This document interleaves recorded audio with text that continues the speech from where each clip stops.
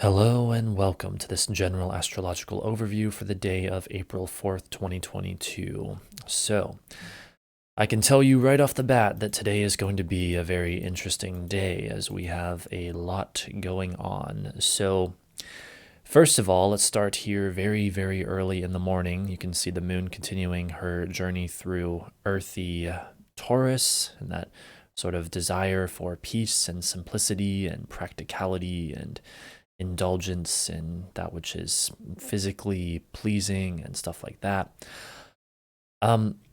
However, we're just coming off of that conjunction with Uranus, which was disruptive enough. The moon is now, still moving into those squares, as you can see here. Really, it's becoming more and more a single square to the building Mars-Saturn conjunction, which does perfect later today, and we'll come back to that later. So we're still in the midst of perhaps wanting peace on some level, but having it disturbed.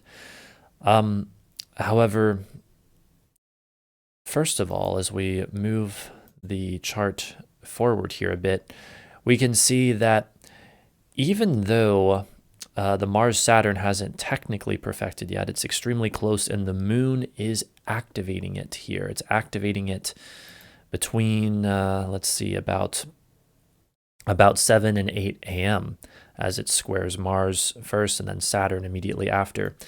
And so right off the bat today, as we're all sort of starting our days, or even if you're located in other time zones, like it's still going to be building up, we have this stress building, this intense stress between the Mars-Saturn conjunction. So Mars, which wants to push forward, and Saturn, which wants to hold back. Mars, which wants to do it now, and Saturn, which wants to wait and make sure we are fully prepared before we take action.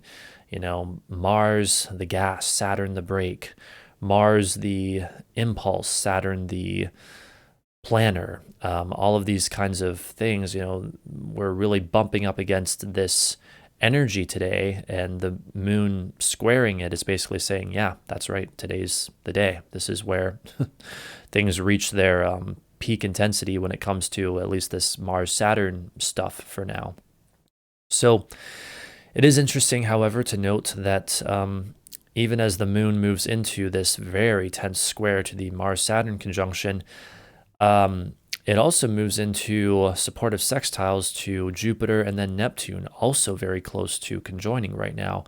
And so, oh boy, how do I put this? So it's interesting because even though these two areas, the Aquarius stuff and the Pisces stuff, are in aversion to each other and so theoretically cannot see each other, the fact that the moon is aspecting both of them today suggests that at least for today, there may be a connection. And what we have here is a suggestion that as we're dealing with the intense stress of the moon square the Mars-Saturn, we have this support, these supportive sextiles from the Jupiter-Neptune conjunction. Now, Jupiter always wants to step forward and offer solutions to any kind of ongoing crisis, which this may very well be for many of us, this Mars-Saturn stuff. So we have that, and then the conjunction to Neptune tells us that there's a heavy element of spirituality or escapism, or could even be like any kind of drugs or mind-altering substances for people, like anything like that sort of facilitates an alteration of consciousness or a fantasy realm or something like that. And also indeed like spirituality being connected here in a supportive way. So it's like, as we're dealing with this stressful situation with the Mars-Saturn conjunction, we are getting support through spiritual practice or some kind of mind-altering substance or some kind of escapism or something like that to help give us the wherewithal to deal with it, maybe taking the edge off a bit, things of that nature. I'm sure that with that information, you can figure out how it most likely applies to your own personal life. So that's a very big deal. That is happening. However, we're still not done yet. After this, the moon continues to advance towards the north node. And so We could see an intensification of that hunger for Taurian simplicity. We could see fateful developments, fateful rendezvous with others. But not too long after that, or maybe, well, a number of hours later anyway, getting more later into the day, I suppose, we have the moon simultaneously moving into a trine with Pluto and a square with Venus. So this is very interesting. Again, weirdly similar to what we already talked about earlier. We have like this implication. You can see this moon Pluto trine perfecting basically right at 8 p.m. Eastern time. We have this implication that as one thing is happening, perhaps rather smoothly, another stressful situation is taking place at the same time. And so here with the moon trine to Pluto, this is like an earthy breakthrough, a smooth flowing energy between the moon and Pluto. This could be rather deep, rather cathartic, rather transformative, could be an emotional release, could be an exploration of something that really changes us from within.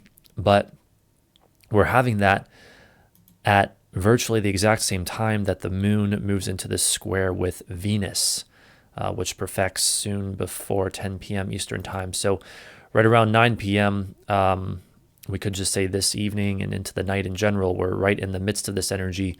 So right as there's maybe this stressful situation involving love, relationships, relating to others, our pleasure, indulgence, beauty, things of that nature, all these Venusian things, there's some stressful situation involving any or all of the above.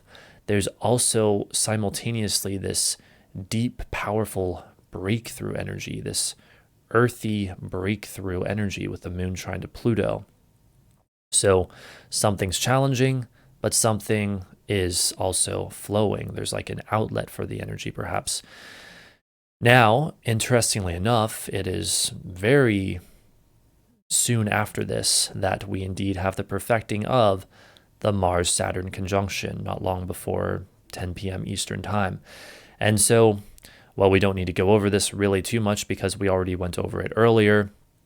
We talked about the moon perfectly squaring Mars and Saturn earlier today. Well, now that conjunction is simply perfecting, and that energy is still very much with us. You know, again, Mars wants to push forward, Saturn wants to hold back. Mars is impulsive, Saturn is more slow and deliberate.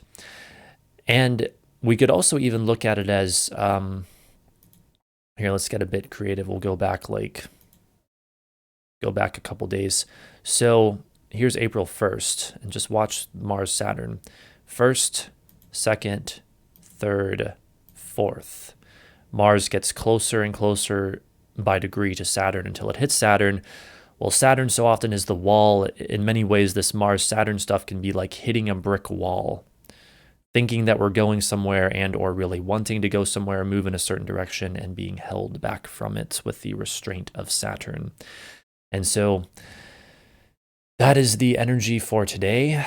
This is the day that a number of us who have been watching the astrology have been waiting for, the dreaded, ominous Mars-Saturn conjunction, although maybe depending on how you look at it, it doesn't have to be oh so dreaded. I mean, there's many different opinions on this depending on what kind of astrologer you are.